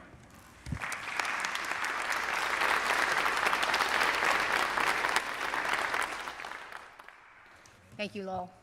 Wow, what an accomplishment. It's your turn now. If you've heard a wide variety of subjects about Loudoun County, we do have some time for questions and answers. We also, by the way, do have people who are listening in who may be sending in questions on email, so if I refer to that, that's why. What I would like you to do is, if you do have a question for any one of our speakers, we have a mic right down there. It means you need to get up, come down to the mic. I'm waiting to see how many people are going to do this before I give you the next direction. I don't know if it's going to be necessary. Nobody's moving. Oh, there we go. Okay. So if you have a question for one of our speakers, if you just come down to the mic, please make sure to say who the question is for and have at it. This question would be for Jimmy Davis. You are running for sheriff, is that not correct? You never said a word up there, so I thought I'd bring it up. That's good. Yes, sir. Qualify that. Yep. Good evening. This question is for the commissioners, mayor, and Representative Russell as well.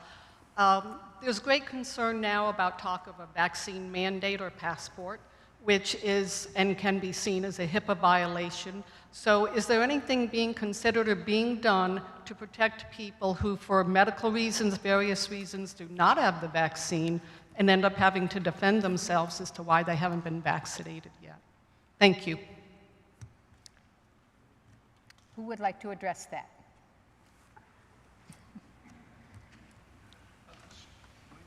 I don't believe that we'll mandate vaccines here in Tennessee. We had some legislation this year, and I'll have to check and see if that's passed or not. We had 1,633 bills that was filed through the House, and a little over 650 of them made it through all the committee process and was voted into law. So if you'll email me that question, I'll get you an official answer. but I believe we passed it where the vaccine is not mandatory. Thank you.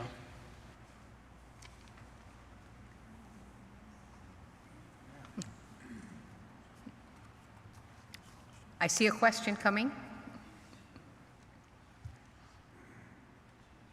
First off, I was very impressed with all the information we got, and I feel like we're in good hands with you folks. So thank you. This question is for the sheriff. The last 6 months, I became very aware of the 40-mile-an-hour speed limit on the bridge, on the 321 bridge. And when you come off of Tellico Parkway, 444, at 55 miles an hour, and the westbound traffic is coming downhill, and the speed limit at the top of the hill there is 50, it's very difficult for anybody to be going 40 miles an hour at that point. And it just, since I've slowed down and gone 40 miles an hour the last 6 months, I feel like I'm at risk. I feel very, like I've been almost rear-ended a couple of times there. It just seems to me the speed limit on that bridge would be better off being 45 or 50.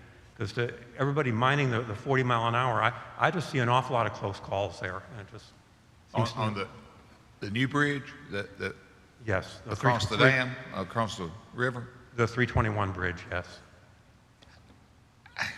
It just seems like it's an awful slip. Well, first of all, I think it's being restudied by the state in assessing. There was some, I think some modification needs to be done to that bridge. The curve in the bridge is what the problem is. Is that what the bridge we're talking about? Yes. Okay. Where that truck just had an accident a month ago in Jack. 40 miles an hour is maybe too fast, in my opinion, in that curve. If not, I can't agree with you on a higher speed in that curve. Now, otherwise, outside the curve, I would agree. Yes, sir. But if me personally driving it at 40, 45 miles an hour, it's hard for me to maintain the lane. Sir? I'm talking about where the cars come flying down the hill at 50 miles an hour and have to hit the brakes at the bottom of the hill. And the merging, when you're trying to merge, it's awful hard to merge at 40 miles. I find it difficult. Okay, I agree with that. I thought you meant on the bridge itself where the curve is. Well, I guess I'm talking about the straight part. I'm not that, I've just been involved in some close calls there because people are flying along, and I feel like I'm talking about coming across the Canal Bridge and coming out on the merging from 444. Yeah, merging from coming from here, heading west. Right. Right. Yeah, that's a bad spot. Yeah. It just because they're coming down the hill awful fast, and it seems to me like I'm the hazard at 40 miles an hour. They're not the hazard. You're merging in, right? Yes, I agree with that. Anybody want to talk about 444? Thank you.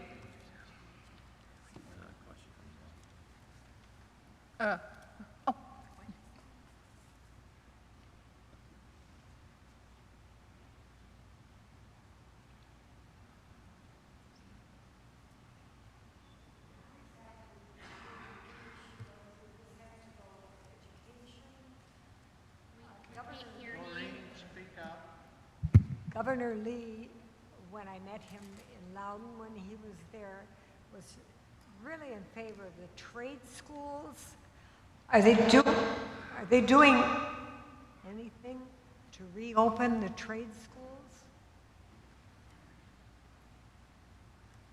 So last year we passed in the budget, I think it was $4 million to go towards trade school training. So I'm not sure how that's been addressed as far as how it's dispersed, but I can get you that information. Thank you.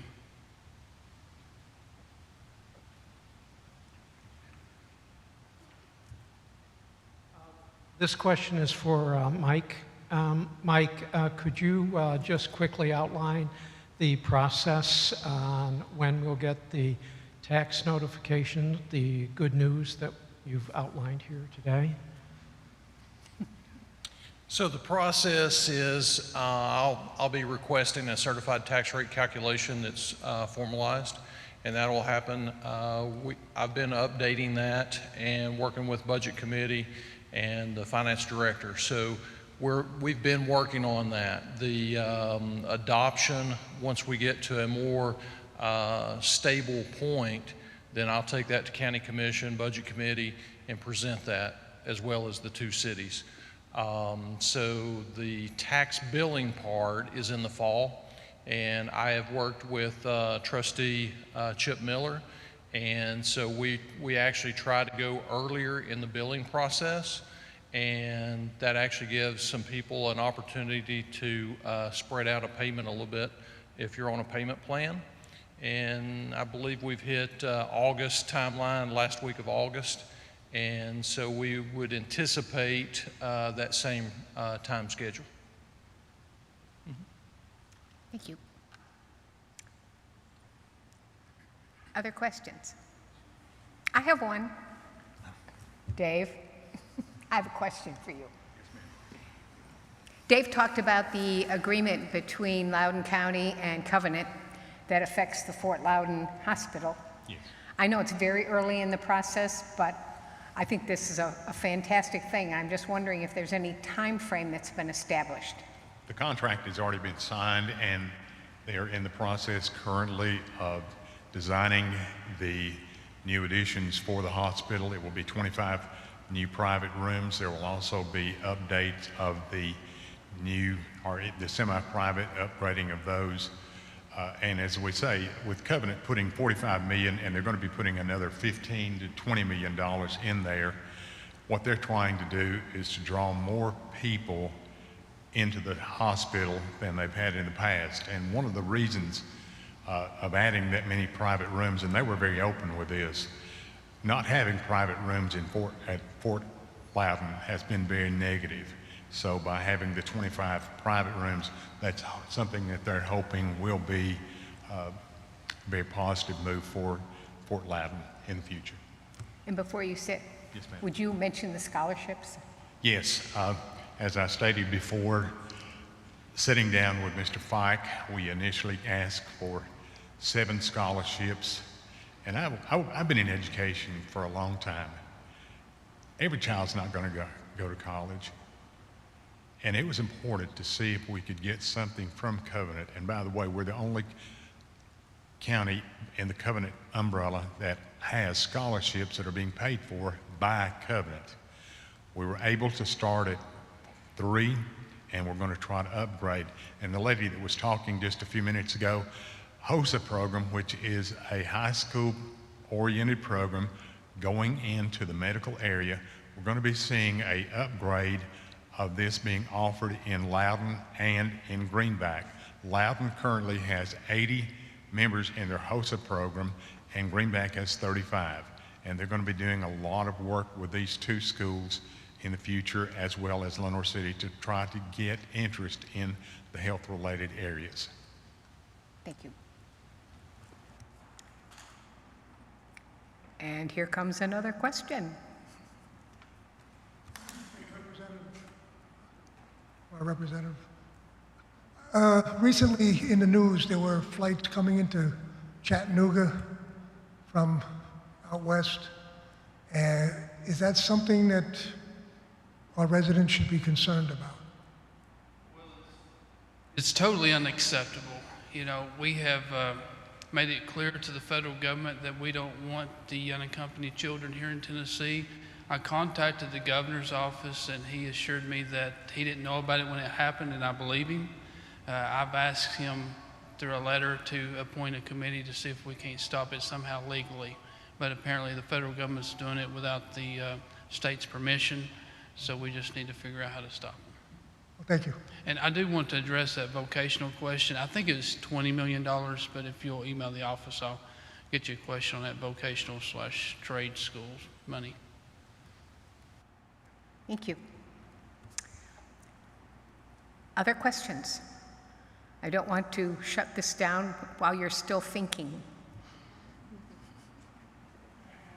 Yeah, see, I knew it. I'm not sure who to address this to. I believe, Henry, you mentioned that you work with the RA. TRDA. That's like POA and P. Those kinds of things. Being the bigger boating community that we are, there's a lot of residents here that own boats, a lot of residents here who are homeowners on the waterfront, but we get a lot of traffic, especially so coming up for the coming holiday, of boaters who are challenged with the rules of boating. And I know a couple of years ago they put into law a rule in regards to jet skiers having to have some kind of training, education, certification process. But anybody in this room can go and buy a boat and have no certification, no boating education requirement. Is there anything on the horizon that will help our community from a safety and boating standpoint? Okay, if you go back and look at that, and I know exactly what you're referring to. Anybody in this room born after 1989? Ooh, nobody. If you're born after 1989, you have to go through the state-mandated boater training course. You do it online, and there's a fee. Now, I'll give you another acronym. TWRA, Tennessee Wildlife Resources Agency, or where I come from, they're the game wardens. They'll be out there full force this weekend looking for unsafe boating practices. Hate to mention this, but to be looking for BUI, boating while under the influence, so they do their best. But there's no law that says you can't move here, buy a boat. I just hope you take advantage of T-BART, the lake orientation, and the other programs that are offered in the village. Okay? Thank you, Henry. Yes, Buddy. And just a quick follow-up with that, one of the things that the county does, we have Rescue One, which is our boat. It's owned by the county through the EMA service.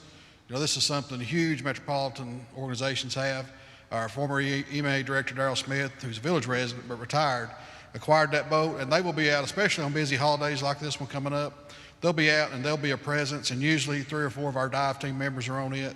Now, don't tell anybody, but they don't have any legal authority technically to pull anybody over, but just the presence and the blue lights on the boat itself will typically slow some people down as well. So that's just another one of the resources we have, and like I said, I wish people acted better too. I'm out on that lake a lot, and I've seen some of the idiots that come through. Thank you. Mayor, tell them that there may be a deputy on that boat. Yeah, there will be. I know who's on it.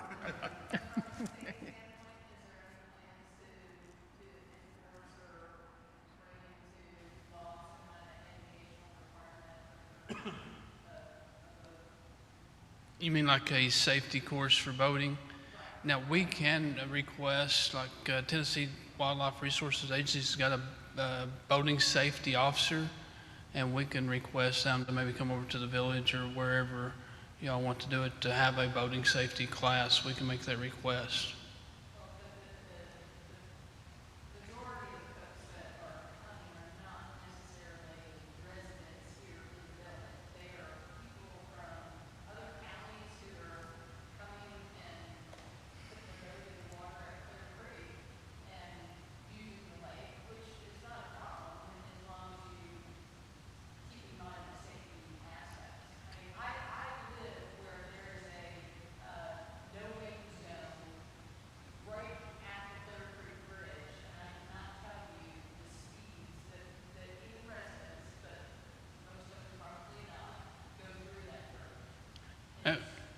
And I live on Tellico Lake over on the backside of Kahiti, and so we got a no-wake zone in our little cove there. But if you call TWRA and let them know, they'll send an officer out there to watch the area. Thank you. Yeah. Short-staffed. In recognizing our time constraint, can we move to a new area? Yes. It's probably for Buddy. Are we ever going to synchronize the lights on 321 in Lenore City? Yeah. This is one of my favorite answers to ever give. That's Lenore City. Inside the city limits, that's their problem. So I love to tell folks, man, I wish I could, but that's in the city. But it is inside the city. And I think Mayor Akins is actually, they're trying to work on it. But like I said, you want to slow something down, get government involved. That's the best way to bring something to a halt. But they're working on it. But I think Mayor Akins got a plan. He's trying to get it done. So that was not on me.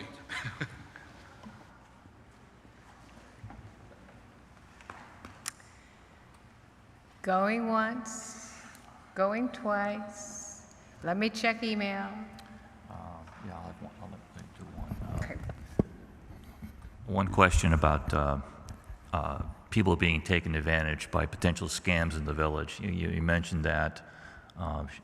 What should someone do if they think they're potentially, it could be a scam that they're being involved with, or not just a scam, but a contractor who may be trying to take advantage of them? What should they do? First of all, we need to get an officer to do a report, possibly come in to see one of the investigators, depending on the how advanced or how far it's progressed. And just know this, if it sounds too good to be true, it is. So just be wise, use good judgment. You would be surprised how many people fall for these scams, particularly the lottery scams and those that require you to send in money before you get money. Obviously, that's a no-no. So, yeah, just need a report, and then if depends on how far it's progressed, we'll investigate. Thank you. With that said, and seeing no more hands or people moving up the aisle, a quick reminder, if you are sitting there with a question and have decided not to vocalize it publicly, there are pencils and paper in the pews and a basket in the back where you could write down a question, put it in there, and HOA will take it and get the question to the appropriate person. And then we will publish all the answers when we get them on our HOA Voice newsletter. People online, they know they can just go ahead and send them in now. So if there is nothing else, I'm going to say thank you very much and turn this podium over to Dennis. Thank you. Well, that ends the formal part of our presentation today. Hopefully you found it informative and gained some additional insight into the goings-on in Loudoun County and the impact that it's having on the village. I want to thank Gail for doing a great job getting us through all of the content and a lot of material in a very short period of time. In addition to that, as you might imagine, these events don't just happen by accident. First of all, I want to thank all of our speakers, okay, for spending the afternoon with us. They've all got a lot of things going on right now, and putting together their and preparing for this event, and coming here today to inform us on what's happening in the county.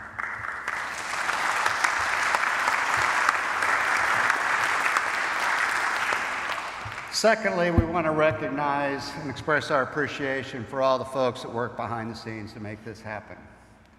First of all, from the Community Church of Tellico Village, I want to thank Reverend Phillips for coming here and providing us the invocation. Pat Outerkirk, who I'm not sure, I think she runs the church, I'm not really sure. But she's the administrative assistant, has been extremely helpful in helping us get this all set up. Mark Powell, who is the AV coordinator here, and his main man, Rex Prather, who's in the back. He's the guy that made us all sound really good today and kept all this running. And then Jeff McDaniel, who's the person who works here at the village, at the church, providing all the facilities set up. Also want to thank Tellico Village Broadcast, in particular to Kevin Critch. He's the guy that's kind of hanging out there over in the corner. He's the one that makes us all look really pretty on video and makes sure that this event gets sent out to the village. And then, of course, all of the HOA members who participated in this, just briefly touch on them. We got Gail, Ken Link, our president, Mark Pantley, our VP of Advocacy, Chris Sanders, Linda Garza, Barb Burke, Jim Noonan, our photographer, and George Curran, who's been handling all of our communications. But most of all, we want to thank you all, the audience, for being here. You're what we're all about, okay? We hope you found this event informative and educational. Thanks for participating.